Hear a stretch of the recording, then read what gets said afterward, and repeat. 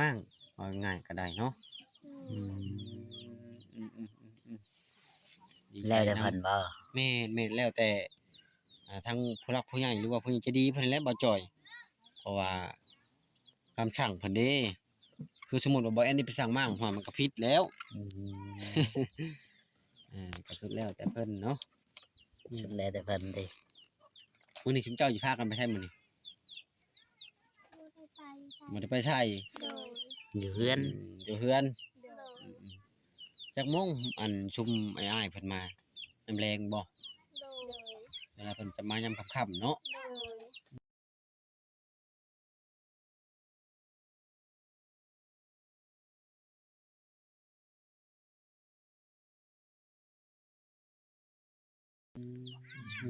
ไปน้อยก็ได้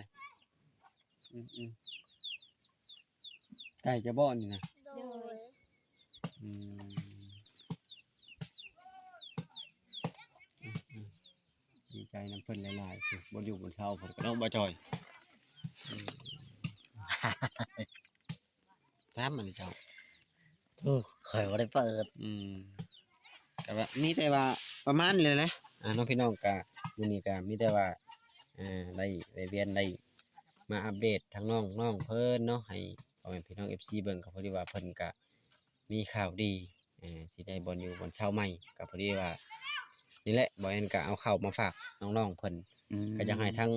น้องๆเพิ่นขอบุญขอบคุณทางผู้หลักผู้ใหญ่ดูอวยพรให้เพิ่นด้วยน่ะเอาดูขอบอกขอบใจเพิ่นดูอืมเอาลูกผู้ใดสิเก่งนะให้พรเพิ่นดูอีหลายกมือขึ้นให้พรเพิ่นขอบคุณเด้อผู้ใหญ่ใจดีคือเขาว่าผากเด้อ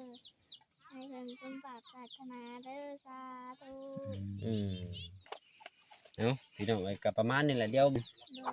เออทางน้องเพิ่นก็บ่คุมกินเนาะอยู่ในนี่3 ปีบ่เจ้าว่า โดย อ๋อตะกี้เจ้าอยู่ไสบ้านอยู่ไส มาดูนางาม โอ้แล้วก็เป็นหยังย้ายมาอยู่พี่ บัวได้ง่ายมันมีที่กว้าง โอ้บ่มีบ่อนอยู่ปลูกเรือนปลูกชานบ่มีที่บ่มีอันนั้นเนาะอันนี้มาอยู่น้ำไผนี่ มาอยู่น้ำพ่อปู่บ่หรือว่าหยัง ที่บ้าน เพราะ พอ โอ้บ้านพ่อเจ้าโอ้อันนี้เป็นนาของนาพ่ออีก โดย โอ้เพิ่นมีให้นาจักให้ทั้งหมด ไม่ได้ลายน้องหลายคน โอ้เอ้ยน้องเพิ่นหลายคนเนาะ โดย แต่ว่าอยู่ในบ้านนี่บ่มีเรือนบ่มีชานเนาะ มี อ๋อ มันบ่แล้ว โอ้ ภา มี คไม่ไปบ้าน เพื่อนกับเหมือนกับแบบอยู่ในคือกันนี่นะ โดย โอ้ พาไปต้องกุ้ง พาแม่ทองกุ้ง โดย พากันนอนกลางคืนกันแบบนี้เนี่ยพี่น้องไอ้ชีวิตของน้องมันหนาว มุ้งกับโบกลางยุงบ่ได้ยินเสียงยุงห้องเลยได้ยินข่าวว่าเพิ่นสิเฮ็ดเถียงให้ใหม่บ่ โดย อ๋อดีใจบ่ล่ะ ดีใจ เออได้คิดได้ฝันอยู่บ่ว่าสิได้เถียงใหม่ โด บ่ได้คิดเลย โดย อืมบ่ได้คิดบ่ได้ฝันสิได้เถียงใหม่เนาะแม่ไปทางไหนแม่น่ะ แม่ไปดอกไปกินดอก โอ้ไปเฮ็ดเวียกช่วยเพิ่นอยู่ในบ้าน โดย เพิ่นมาหาแล้วก็ไปเนาะ โดย อ๋อแม่เจ้าเป็นคนบ้านนี้บ่หรือว่า บ้านดงนางาม บ้านดงนางามคือกัน โด อ๋อย มี กินข้าวกับหยังพวกเจ้านะ กินข้าวกับมี กินข้าวกับมี โดย อ๋อใครเป็นคนเฮ็ดกิน เอื้อยหรือน้อง เรื่อย เอื้อยเจ้าเฮ็ดกินเป็นบ่ล่ะ บ่เป็น บ่เป็น โดย หาบน้ำเป็นบ่ เป็น หาบน้ำเป็นไปหาบอยู่ไสน้ำ ทุกไกไป ไปเลย โดย โอ้พากันหาบคนละหาบบ่กับเอื้อยน่ะ โดย อ๋อถึงน้ำกินน้ำอาบบ่ โดยน้ำอาบอยู่น้องนี้ อ๋อน้องใกล้ๆนี้ โดย อ๋อ น้ำกินอยู่คืนกายยันยางกับเมื่อย โดย ย่างก็เมื่อยเนาะ โดย ตักปลาใช้น้ำกินชดหลายในอูนี่ โดย เอามันสิจักมื้อเลยยังสิหมดเนี่ยอาจจะมาว่ากินนะพวกเจ้าสี่คนเนาะ โดย จักมื้อเลยหมด ก็ครึ่ง เอามือครึ่ง โดย แล้วก็ไปตักไม้ โดย อ๋อ ก็มาลินน้ำแล้วก็กินน้ำ โอ้มีหมู่มาลินน้ำอีกบ่นี่ โดย อ๋อแบบว่าหมู่ในบ้านครั้งในบ้านเพิ่นเคยมาลินน้ำอยู่บ่ โดย อืม มาลินเถียงน้ำมันนี่เด็กน้อยเถียงน้ำมันนี่ โอ้ แล้วก็มาลินน้ เพิ่นมาลินมาหัวน้ำเนาะ ำโดย บัดฝนตกน้ำลงนี่มันบ่เปียกมันบ่ล่ะ เปียก เปียกเราอยู่ในไหนๆเปียก เจ๊ อยู่เจนะ โดย โอ้มันก็พระไปมืดได้พี่น้องเลยสมมติว่าฝนเข่ามากะเปียกเปื้อนหมด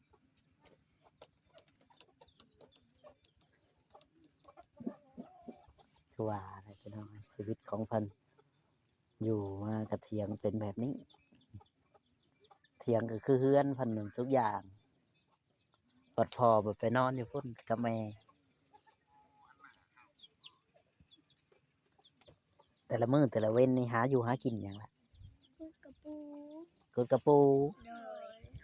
ไก่บ่กุดกระปู ลูกทุ่ง ได้หลายอยู่บ่คือแต่ละเถือ ได้ อ๋อ ได้พอกิน มาเฮ็ดเนี่ยได้กินกระปูนะ จีแล้วก็ปุ่น อ๋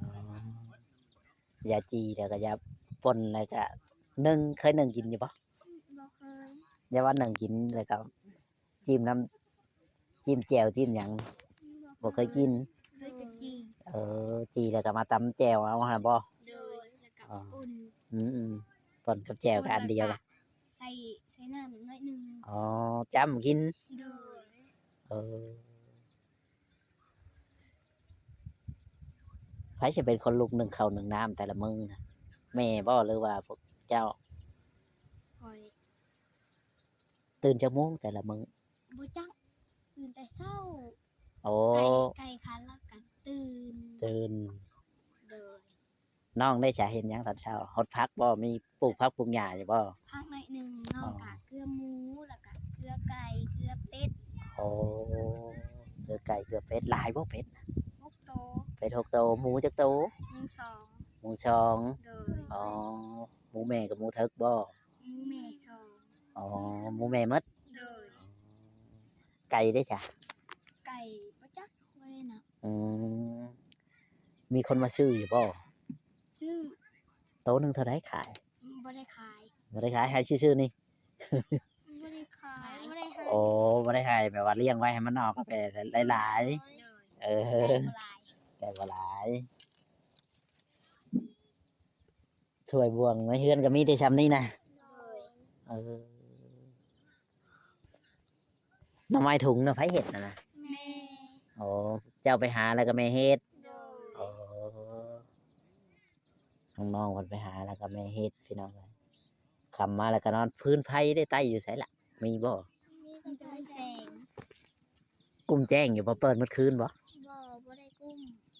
บ่ได้กุ้ม โดย ประมาณสักพักหนึงมันก็ดับ โดย อ๋อบ างมือมันก็แจ้งบางมือก็บ่แจ้ง อ๋อแบบว่า เป็นน้ำแดด เป็นแดดว่าแดดมันบ่ถึกอันนั้นมันก็สิอันนั้นเนาะ โด อื ย มแดดมันมืดก็สิอันนั้นพี่น้องเอ้ยทางน้องเพิ่นก็ได้ คือบ่ชับใส่ไม้พาง รักตะเก้าเทียงมันโลโซ เสียงโลโซ โดย เสียงโลโซพี่น้องเอ้ยบ่แม่นพากันยุงกินหมดบ่กับน้องกับเอื้อยเสื้อผ้าหน้าแพรได้ล่ะ มีบ่ มีกับเป็นร้าย อ๋อพอได้นุ่งอยู่เนาะอ๋อ รักเบาเทียงเอามาให้ โอ้มีคนละจักชุดนะ ร้ายชิ้นเรื่องเบาเทียงเอามาให้ เอาหลายส่วนเติมอยู่เนาะ โดย อ๋อพากันสักหรือบ่ล่ะนุ่งเลยสักหรือบ่เสื้อผ้า โดย อ๋อเป็นคนขยันนะพี่น้องเลยเนาะลูกมันขยันจะทำมาหากินช่วยพ่อช่วยแม่เนาะ โดย เอาบ่มีก็ช่วยกัน โดย สมมติว่าบ่มีคนมานี่ก็ไปหาอยู่หากินบ่ โดย อ๋อส่วนหลายนี่หาคุดกระปูหาเขียดหากบได้บ่ ได้ ไปหาไก่บ่กบเขียดน่ะ ไป หาในห้วยบ่หรือว่าในในไหนานี่ ไหนา อ๋อ เจอกะต้นนี้ไปกับต้นแรง อ๋อ แล้วก็คำมาเพราะกินข้าวในน้ำแล้วก็มา อ๋อไปกับน้องเนี่ยบ่สองคนนี่ โด บ่ ยเจอกับไปกับหมู อ๋อ เจอกับไปกับอา อ๋อไปก็พอได้ แกงกินตอนแรงเนาะ โดย ได้แกงได้ป่นกิน โดย อืมทางน้องก็ได้แกงได้ป่นกินไปหน่อยอยู่แบบนี่นึ่งหยังแค่ในหวดน่ะ หนึ่งมัน นึ่งมัน โดย อ้าวคอยคิดว่านึ่งข้าวดอก บ่ ไปเอามาที่ใช่มันน่ะ เอาอา อ๋อมันหยังนะมันสำปะหลังนะ โดยอาบอกเอามาหนึ่งให้ซุมกินแล้วก็ยังไม่จุไฟใส่ อ๋อยังไม่ได้จูพื้นจูไฟใส่พี่น้องเลยเอามาผมไม่ได้เถียงเอาเถียงอาได้บอกไกลๆนี่อ๋อแบบว่าคนรู้จักกันลูกป้าลูกลุงเพิ่นก็อยู่บ้านนี้บ่หรือว่าเพิ่นก็อยู่นำพวกเจ้าแล้วก็มาพี่ย้ายมาคือกัน ดูบ้านนี้ อ๋อเพิ่นอยู่บ้านนี้ โดย แต่ว่าพอเจ้านำเมื่อชูเมียอยู่พุ่นเมื่อก่อนนะอ๋อชูเมียเมื่อก่อนพ่อแม่เฮ็ดเวียกหยังน่ะ พ่อไปตัดไม้อยู่โรงเรื อ๋อโรงงานลงเรื่อยแบบว่าลงเวียดนะบ่ โดย อ๋อนี่แหละพี่น้องทางน้องๆเพิ่นก็น่ารักเนาะนอนกับพันดีอยู่บ่นอนกลางคืน บ่ได้พันบ่ได้พัน บ่ได้ฮู้จักพันเลย โดย บ่ยอมพันเลยน้องๆเพิ่นอืมก็ชอบหยังคือหลายแน่ กระสอบเครื่อง อ๋อบัดข้าวน้ำป้าได้ใช้ข้าวน้ำที่ว่าอันนั้นน่ะที่ว่าไปสีเอามาป้าได้ใช้ ไป ไม่ใช่ในนี้ โดย ว่าดอกคือปกคักแท้ ย่างไก่ อ๋อยัน ย่างไปหันไปนี่นะไก่ ก็ไก่มันสิซับสิตอด โดย อืมไก่มันสิซับสิตอดพี่น้องทางน้องๆมันเวลาเฮาบ่ได้อยู่เฮือนเนาะ โดย ยันว่าเฮาไปหัดไปนี้ หาขุดหาเขียด อ๋ออยู่ตลอดแรงตลอดฝนเลยเนาะกับน้องคันบ่มีหมู่ลินกับลินกับน้องสองคน โดย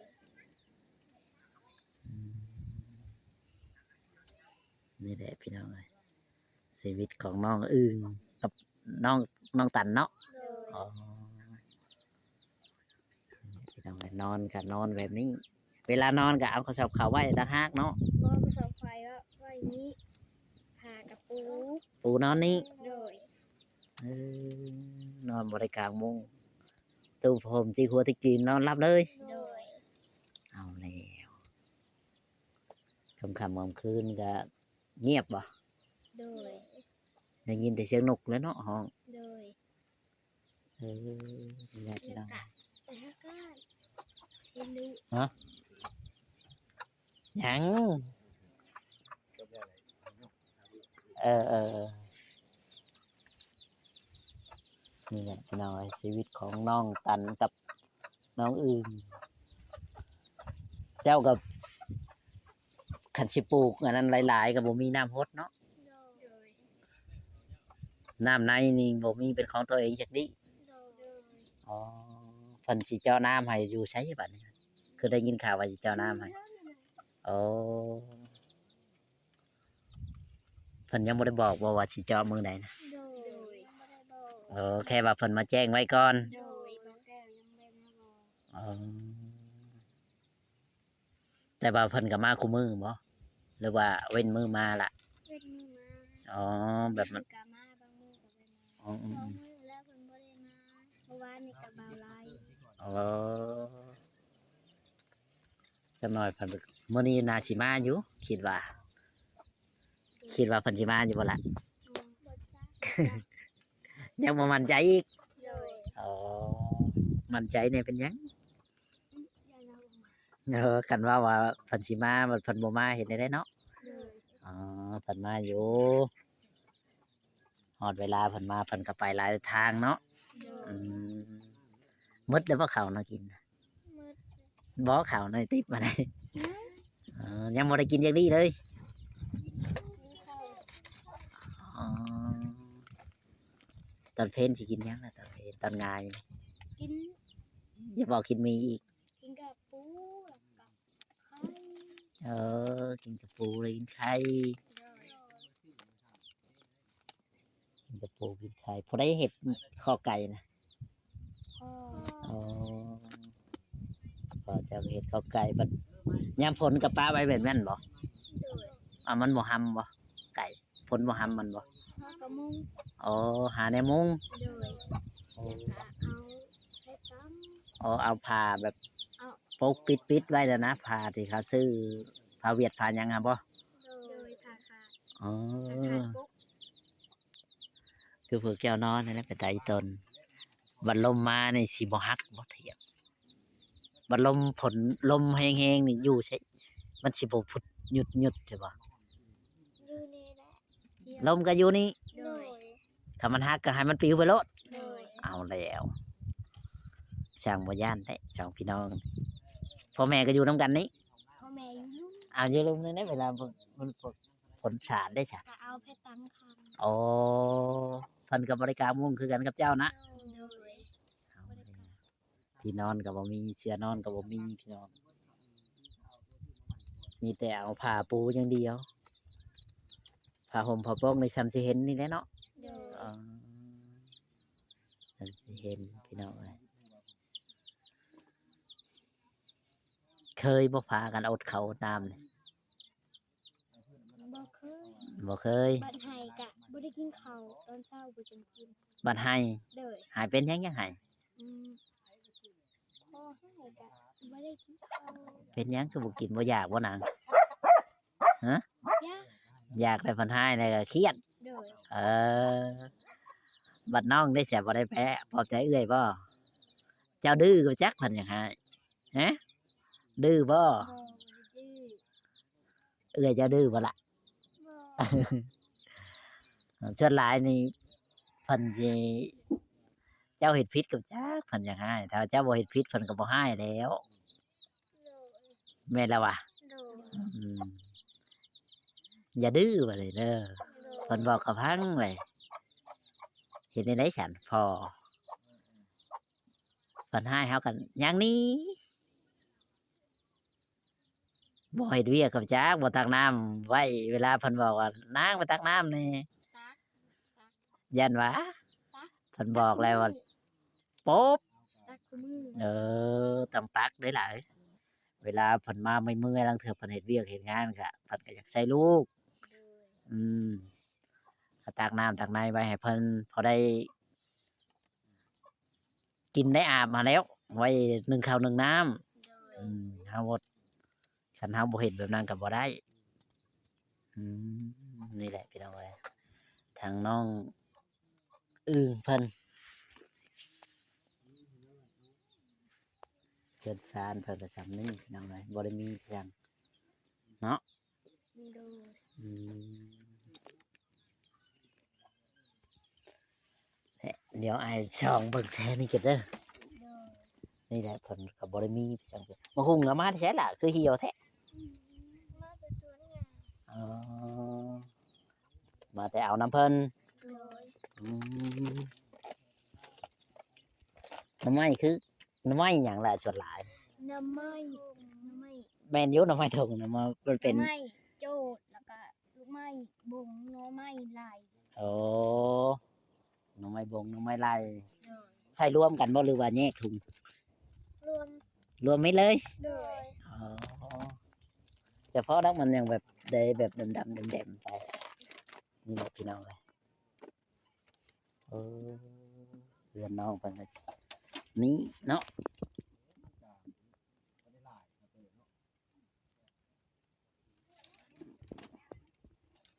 เนาะคลิปนี้ก็โมมีหยังหลายพี่น้องเนาะก็มาเยี่ยมมายามน้องเพิ่นบ่เจอก็บ่เคยเข้ามาจ้าเทื่อเป็นครั้งแรก มาเห็นสภาพบ้านเฮือนซานน้องเพิ่นแล้วก็โอ้ยอีต้นเพิ่นพี่น้องเอ้ยเนาะก็อยู่แบบนี้มุ้งก็บ่ได้กางนอนก็จักยุงบ่จักหยังแล้วกินน้องๆเพิ่นก็เพิ่นนอนหลับแล้วก็บ่ฮู้ว่ายุงหรือหยังกินแม่นเนาะบ่ได้ฮู้เลยว่า มันกัดในไรครับบ่จักเจ้า ตื่นมาเช้ามาเป็นตุ่มได้บ่เป็น โดย แต่บ่ฮู้ว่าเป็นยุงหรือเป็นหินเลยเนาะ นอนบ่รู้เมื่อย นอนบ่มึงอ่ะ โดย เออโดยโอเคจากคลิปนี้ก็สิบ่มีหยังหลายพี่น้องเอ้ยเนาะพอจอยสิขอจบคลิปไว้ก่อนพี่น้องถ้าผิดพลาดประการใดก็ขอโทษขออภัยนำเด้อพ่อแม่พี่น้อง FC นะสบัดดีเลยสบายดีล่ะ สบายดี โดยเดี๋ยวไอ้ถ่ายเราเพื่อนเจ้าไหนเด้อ โดย นี่แหละพี่น้องเนาะเพื่อนอันนี้เป็นชานเพิ่นเด้อพี่น้องเอ้ยชานหมอความใส่หัวนี่พ่อแม่นี่แหละพี่น้องเอ้ยเนาะถ้าเกิดทางชานเพิ่นก็ได้กูอุ้ยตกลงนี่ก็บ่ว่าดอกพี่น้องเอ้ยคือสิลมเห็นแล้วสภาพการก็ได้เนาะโอเคพี่น้องเนาะคลิปนี้ก็สิบ่มีหยังหลาย ขอจบคลิปไปก่อนเด้อพี่น้องถ้าผิดพลาดประการใดก็ขอโทษขออภัยนำแม่ๆ FC เนาะ